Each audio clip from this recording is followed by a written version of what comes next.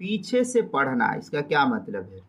نماز پڑھتے پڑھتے بھولنے یا متشابہ لگنے کی وجہ سے پیچھے سے بار بار پڑھنے کی وجہ سے نماز فاسد نہیں ہوگی،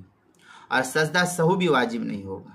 اگر غلطی سے سجدہ سہو کر بھی لیا تب بھی نماز درست ہو جائے گی۔ چنانچہ اس سلسلے محیط برہانیہ کی عبارت نقل کی فتاوی ہند کے اندر، وَإِذَا قَرَّرَ آیَةٌ وَاحِدَةٌ مِرَارًا إِنْ كَانَ فِي الصَّلَاةِ الْمَفْرُوضَةِ فَهُوَ مَكْرُوهٌ فِي حَالَةِ الْاخْتِيَارِ۔ اس طریقے کی عبارت جو ہے فتاوی ہند جلد نمبر 1 صفحہ نمبر 107 الفصل الثانی فی ما یکرہ فی الصلاۃ وما لا یکرہ، جو مکتبہ رشیدیہ کوئٹہ بلوچستان کا چھپا ہوا نسخہ، اس کے اندر حلبی کبیری صفحہ 494 تتمات فی ما یکرہ من القرآن فی الصلاۃ وما لا یکرہ،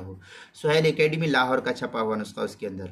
صفحہ نمبر جو مکتبہ نعمانیہ کا چھپا ہوا نسخہ، اس کے صفحہ 426 پہ اس کو نقل کیا۔ حاشیۃ التحتاوی علی مراقی الفلاح صفحہ 193 فصل فی المکروہات، جو قدیمی کتب خانہ کراچی پاکستان کا چھپا ہوا نسخہ، اس کے اندر نماز کے مسائل کا انسائکلوپیڈیا، اس کے جلد نمبر 1 صفحہ نمبر 282 اور 283 حروف تہجی فا عنوان ہے پیچھے سے پڑھنا، اس کے تحت جو اس کو نقل کیا گیا ہے۔